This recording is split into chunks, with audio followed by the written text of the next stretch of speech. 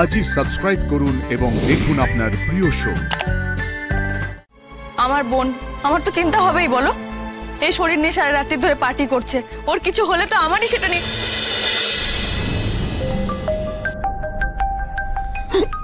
এই স্রোতের ফোন বাজছে। যেখানে বাঘের ভয় সেখানেই সন্ধে হয়।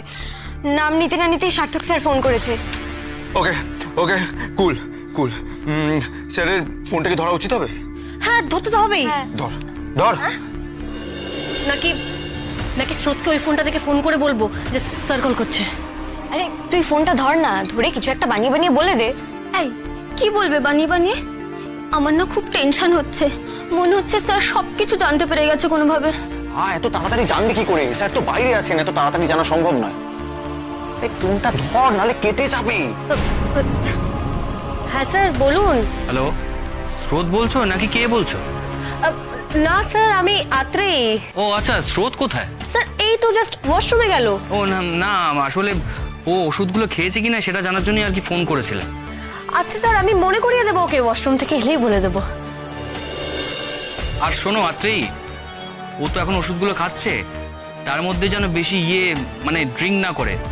ওর তো আবার ওইসব সহ্য হয় না। ঠিক আছে স্যার, ঠিক আছে ঠিক আছে, আমরা কেউই এরকম কিছু করছি না।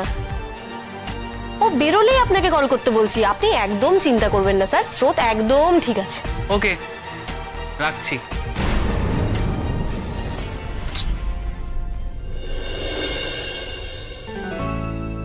ছি ছি, কি ভাবলো স্টুডেন্টগুলো কে জানে।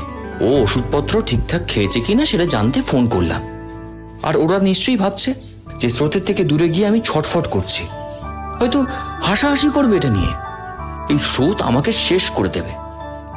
স্টুডেন্টদের কাছে আমার মান সম্মান কিছু রইল না।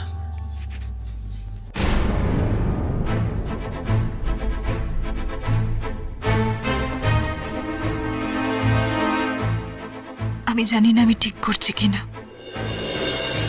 কিন্তু ঠিক যে কারণে তুই আমায় দেখে সব ভুলে চিৎকার করে উঠেছিলি মেজদি ভাই, ঠিক সেই কারণে সব কিছু ভুলে আমি তোর কাছে যাচ্ছি, তোকে বিপদ থেকে বাঁচাতে, তোকে সাবধান করতে। কাল একদম সকাল সকাল চলে আসবো দিদি, তাই তো? হ্যাঁ, আমি তোমায় সময়টা বলে দেব। আমি আমার নতুন নাম্বার থেকে ফোন করব, অচেনা নাম্বার দেখলে কিন্তু ফোনটা ধরো। সে ঠিক আছে, কিন্তু এখানে কি তোমার কোনো জরুরি কাজ আছে দিদি? হ্যাঁ, এটা খুব দরকারি কাজ আছে। তুমি আসতে রাজি না হলে আমি বিপদে পড়ে যেতাম।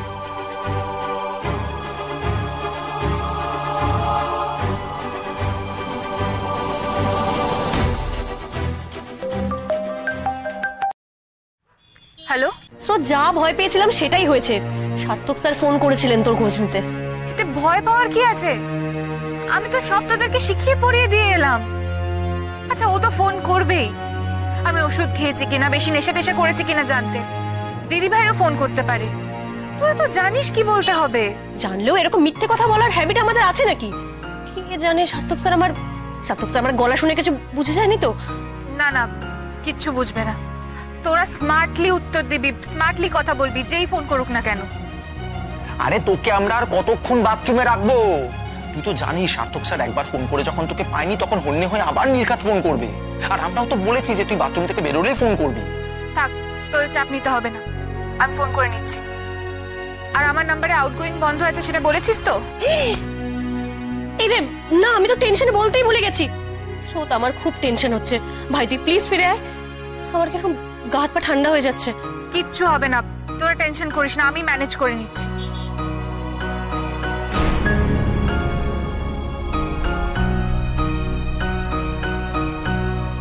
ওয়াশরুম থেকে স্রোত বেরোবে, সঙ্গে সঙ্গে তো শুনেই তোমাকে ফোন করবে না সার্থক। অপেক্ষা করাবে, করো অপেক্ষা এখন কিছুক্ষণ। এই যে তখন থেকে যে এত কিছু বলে চলেছি, কানে ঢুকছে না নাকি তোমার? আমি কি দেওয়ালের সঙ্গে কথা বলছি? না, আমার সাথে কথা বলছো তো? আমি তো শুনছি তোমার কথা, সব কথা শুনছি, আর সাথে সাথে কাজও করছি। কাজটা তাড়াতাড়ি শেষ করার চেষ্টা করছি, তারপরে বউকে জড়িয়ে ধরে ঘুমাবো না। দূর রাখো তো তোমার কাজ, আগে আমার কথাটা শোনো, এটা বেশি জরুরি এখন। বলো। আত্রির জন্মদিনের পার্টি অক্টোবরে ছিল, আমার স্পষ্ট মনে আছে। অথচ সেদিন ওর সব বন্ধুরা মিলে ও আমাকে বললো যে আত্রির জন্মদিনের পার্টি নাকি সেলিব্রেট করবে। তাহলে এখন কি সেলিব্রেট করছে? ও মনে হয় দুবার জন্মেছে, ও দ্বিজ। একটা পইতে দিতে হবে ওকে। অনির্বাণ, আমি কিন্তু প্রচন্ড সিরিয়াস। তোমার এই ইয়ার্কিগুলো না এখন আমার জাস্ট ভালো লাগছে না। কিন্তু তোর বাবা, স্রোতের সেকেন্ড ইয়ারের কথা যেটা তুমি মনে করছো সেটা অন্য কোনো বন্ধুর জন্মদিন ছিল, আত্রের জন্মদিন ছিল না। আর এটাও তো হতে পারে তোমার মনে নেই, তুমি ভুলে গেছো, হতেই তো পারে এটাই আত্রের জন্মদিন। ওহো, আর যার জন্মদিন হোক, এটা নিয়ে তো মাথা ব্যথা করার কি আছে বলো তো?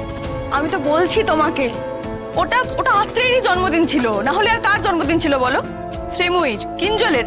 না রে বাবা, কোন একটা মেয়ের জন্মদিন ছিল, আমার পরিষ্কার মনে আছে। আর তখন তো আত্রের সাথে কিঞ্জলের প্রেম শুরু হবে। আমার পরিষ্কার মনে আছে কিঞ্জল তার জন্য আত্রের জন্য একটা বড় সারপ্রাইজ প্ল্যান করেছিল। দূর বাবা, তুমি বুঝতে পারছো আমি কি বলছি? শুনছি, দেখছি, বুঝছি, সব করছি, কোথাও কোনো কথা নেই, কিন্তু তুমি মাথা ঘুরে ঘুরে সমস্যাগুলোকে বের করছো, সেটা দেখেই আমি অবাক হচ্ছি। বলে না, সুখে থাকতে ভূতে কিলোনো, তোমার হয়েছে সেই দশা। শান্ত, নিশ্চিন্ত, নির্বিঘ্ন জীবন তোমার ভালো লাগে না, তাই না রাই? আসলে তুমি এই যে ঘরে হাঁটছিলে না, ঘুরঘুর করছিলে, ভেতরে ভেতরে চলছিল, ভাবছিলে তুমি কি নিয়ে চিন্তা করা যায়। কি করব? আমার মাথায় একটা কথা এলো, তোমাকে আমি সেটা বলবো না? বেশ ঠিক আছে, বলবো না আর তোমাকে। আমার বোন, আমার তো চিন্তা হবেই বলো। এই শরীর নিয়ে সারা রাত্রি ধরে পার্টি করছে, ওর কিছু হলে তো আমারই সেটা নিয়ে আমি একাই চিন্তা করব, তোমাকে কিছু বলবো না, হয়েছে? কেন এত অকারণে ভাবছো বলো তো রাই? স্রোত একজন অ্যাডাল্ট মেয়ে। আমি তো বলবো যে স্রোত এবং ওর বন্ধুরা ভীষণ সুইট। এই বয়সে ওরা পারমিশন চেয়েছে পার্টি করার জন্য। একটা দিন সবাই মিলে একটু আনন্দ করবে, এতে কি এমন হতে পারে? কত বড় একটা ঝড় গেল বলো তো স্রোতের উপর দিয়ে। আজকে একটা দিন একটু আনন্দ করছে, এনজয় করছে, করুক না, সেটা নিয়েও তোমার মাথা ব্যথা। এবার কি হবে বলো তো? এসব ভেবে ভেবে তুমি শরীরটা খারাপ করবে, আর আমায় স্রোতের আনন্দটা পণ্ড করে ওকে এখানে ডেকে আনতে হবে। আত্রির জন্মদিন এখন হলে পুজোর সময় অন্য কারোর জন্মদিন ছিল, সিম্পল। কেন তাতে গন্ডগোল খুঁজছো? আর সত্যি বলতে কি, যারই জন্মদিন হোক বা না হোক, স্রোত যদি মিছিমিছিও বলে থাকে ও বন্ধুদের সাথে রাতে হুল্লোড় করতে চায়, একটু আনন্দ ফুর্তি করতে চায়, তাতে আমাদের কি বলার আছে বলো তো?